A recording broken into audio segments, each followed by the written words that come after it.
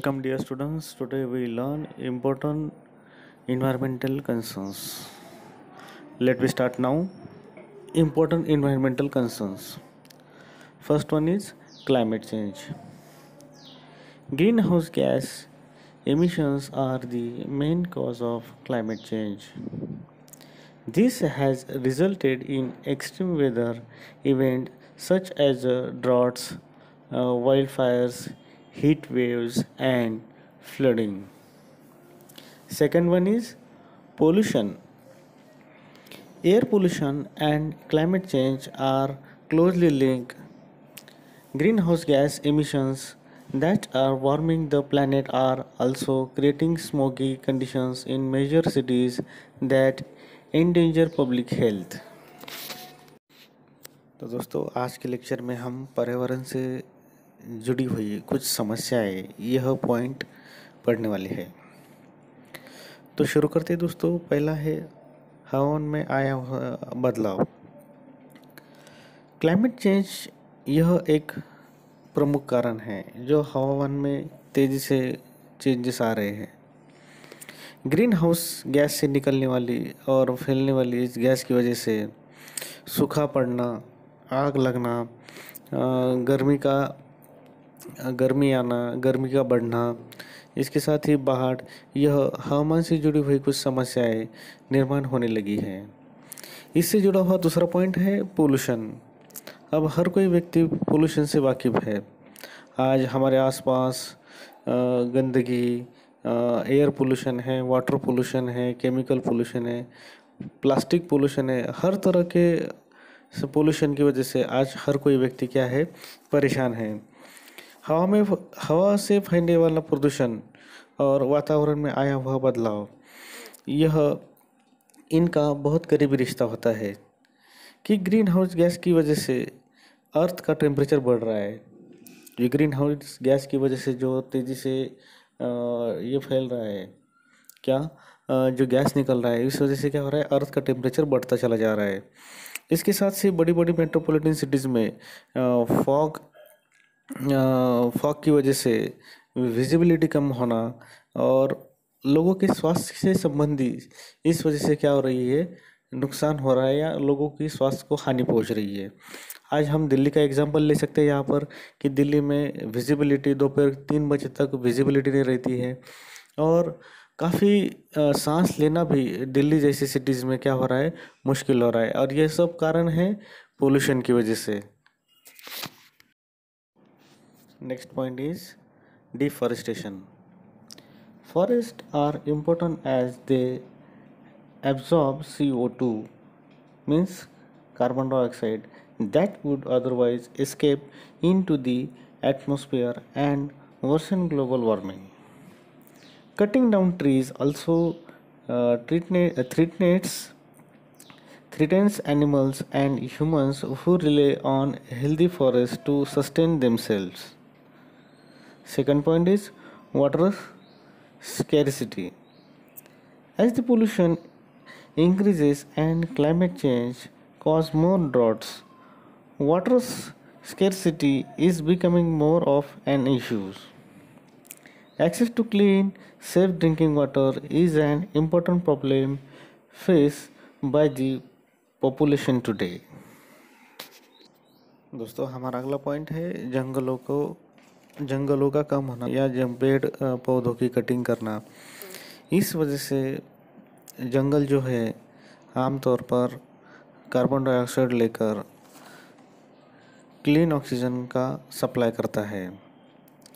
Carbon dioxide वातावरण में घुलकर temperature को बढ़ाने का काम करता है। तो पेड़ पौधे जितने भी जंगल्स होते हैं, फॉरेस्ट होते हैं, यह क्या करते हैं, कार्बन डाइऑक्साइड को लेकर ऑक्सीजन का सप्लाई करने का काम करते हैं। तो जंगलों के कम होने की वजह से, जंगलों को काटने की वजह से जंगल में रहने वाले जो जानवर होते हैं, प्राणी होते हैं और कुछ इंसान वहाँ पर रहते हैं, तो इनके जीने की समस्या क्या होती है, इससे निर्माण होती है। तो यह भी एक प्रमुख कारण है कि जंगलों का कम होना। और यहाँ पर दूसरा पॉइंट है हमारा पानी की समस्या। पानी का कम होना था। पानी की समस्या जो है दिन ब दिन हर कोई व्यक्ति के लिए, हर सिटी के लिए, खेती में काम करने वाले किसान के लिए पानी की समस्या बहुत बड़े उभर कर सामने आ रही है। तो आबादी बढ़ने की वजह से और क्लाइमेट चेंज की वजह से होने वाले सूखे की वजह से पानी की समस्या बहुत गंभीर होती चली जा रही है। अब हम देखते हैं कि यहाँ पर 4-5 साल पहले एक एग्जाम्पल के तौर पर मैं आपको यहाँ पर एक एग्जाम्पल देता हूँ कि लातूर जैसी सिटी में रेल से पानी भेजना पड़ा। यानी इस पूरी दुनिया ने इसकी तरफ एक गंभीरतापूर्वक इस घटना को लिया था कि यानी आने वाले कुछ दिनों में कि रेल से भी पानी भेजने की नौबत आ सकती है। तो यह बहुत बड़ा, और इस घटना को यूनाइटेड नेशन ने भी गंभीरतापूर्वक लिया था। तो इसका जिक्र यूएन में भी हुआ था कि जो लातूर में हमारे महाराष्ट्र में रेल से पानी भेजना पड़ा था। तो इस घटना को पूरी दुनिया ने बहुत गंभीरतापूर्वक लिया है। यानी आने वाले कुछ सालों में तो हमें पानी के लिए कुछ ना कुछ ठोस कदम उठाने पड़ेंगे। तो ये पर्यावरण की वजह से दिन ब दिन क्या होती चली जा रही है कि पानी की समस्या कम होती चली जा रही है। और इसके साथ ही हर कोई व्यक्ति क्या चाहता है कि साफ और सुथरा सुरक्षित पानी हर कोई व्यक्ति के लिए चाहिए। और ये आज पूरी दुनिया में सबसे बड़ी समस्या बन चुकी है। और स्पेशली हमारे देश में पानी की समस्या है, स्पेशली गांव खेड़ों में, सिटीज़ में, यहाँ पर ये पानी की समस्या बहुत गंभीर होती चली जा रही है। दोस्तों यहाँ पर मैं कुछ इमेजेस दिखा रहा हूँ। पहले इमेज में आपको दिखेगा डिफॉरेस्टेशन। इस इमेज को देखकर आपको पता चल सकता है कि किस तरह से हमारे आसपास गांव खेड़ों में दिन ब दिन कितनी पेड़ों की कटिंग होती चली जा रही है। तो पेड़ पौधों की अहमियत हमें कब पता चलती है? जब हमारे पास सूखा गिरता है धूप कालों में। तो पेड़ का होना हमारे लिए कितना ज़रूरी है। सिर्फ पेड़ पौधे सिर्फ इंसान के लिए ही ज़रूरी नहीं है कि उसके ऊपर जितने भी जीव प्राणी इसके ऊपर डिपेंडेंट है। तो इन सारे जीवों को, इंसान को, इन सभी लोगों को क्या होती है, पेड़ पौधों की कटिंग की वजह से समस्याएं निर्माण होती है। इसके साथ ही दूसरी इमेज में आपको पता चलेगा कि पोल्यूशन कि कितना तेज़ी से जितने भी गाड़ियाँ है, इंडस्ट्रीज़ है, इंडस्ट्रीज़ में से निकलता हुआ धुआं है। इसके साथ ही पोल्यूशन, सिर्फ ये एयर पोल्यूशन आपको यहाँ पर दिखाई देगा, लेकिन इसके साथ ही हमारे पास कितना पोल्यूशन है, हम इसको कितना क्लासीफाई कर सकते उतना कम है।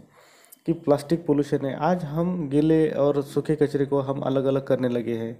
तो इस वजह से ये सारे क्या है, हर तरह के पोल्यूशन हमारे पास बढ़ता चला जा रहा है। तो हमने भी कुछ ना कुछ यहाँ पर कदम उठानी ज़रूरी है कि जैसे मैं हर लेक्चर में बोलता हूँ, हर मेरे स्टूडेंट्स के लिए बोलता हूँ कि कम से कम हर व्यक्ति ने एक पेड़ लगाना ज़रूरी है। और इसके साथ ही वो पेड़ सिर्फ लगाना ये है हमारी जिम्मेदारी नहीं है कि उसकी हिफाजत करना कम से कम 5 साल तक, ये हमारा मेन काम होना चाहिए कि हर व्यक्ति ने अपने जाते जाते हम इस दुनिया के लिए कुछ ना कुछ हमारे पीछे हमारी पहचान छोड़ देनी चाहिए। और हमारे भी कुछ जिम्मेदारी बनती है कि हमने एक पेड़ लगाना, ये हमारी सबसे बड़ी जिम्मेदारी है। और उसकी हिफाजत भी करना, सिर्फ पेड़ लगाना इतना ही हमारा काम नहीं होना चाहिए, उसकी हिफाजत करना, उसको पानी डालना, और जितना हो सके लोगों को भी अवेयर करना कि वो प्रदूषण को ना बढ़ाए। Last point in this video, the Ministry of Environment, Forest and Climate Change is the nodal agency in the administrative structure of the central government for the planning, promotion, coordination and overseeing the implementation of India's environmental and forestry policies and programs. The primary concerns of the Ministry are implementation of policies and programs relating to conservation of the country's natural resources, including its lake and rivers, its biodiversity, forest and wildlife, ensuring the welfare of animals, and the prevention and abatement of pollution. While implementing these policies and programs, the ministry is guided by the principle of sustainable development and enhancement of human well-being. दोस्तों, आज के इस video lecture के आखिरी point में हम आ चुके हैं। हिंदुस्तान में पर्यावरण और जंगलों के प्लानिंग के लिए, उसको प्रमोट करने के लिए और कोऑर्डिनेशन का काम पर्यावरण, फॉरेस्ट और हवामान इस मंत्रालय की तरफ दिया गया है। इस मंत्रालय का मेन उद्देश्य होता है कि जितने भी नदियाँ हमारे देश में, जितने भी नदियाँ, नाला, तालाब होते हैं, जंगल है, प्राणी है, इनकी सुरक्षा करने का काम इस मंत्रालय की तरफ दिया गया है। पोल्यूशन को कम करने के लिए, उसकी प्लानिंग करने के लिए और नीति बनाना, इसका अमल करना, यह इस मंत्रालय का मेन काम होता है। तो आज के इस वीडियो लेक्चर में हमने दोस्तों climate change, pollution, deforestation, water scarcity and loss of biodiversity और पर्यावरण मंत्रालय किस तरह से आज हमारे देश में काम करता है, ये सारे पॉइंट कवर किए हैं। तो दोस्तों, आज के इस वीडियो लेक्चर में इतना ही काफ़ी है। मिलते हैं अगले वीडियो में अपने सिलेबस के नए पॉइंट के साथ। तब तक के लिए धन्यवाद। Thank you.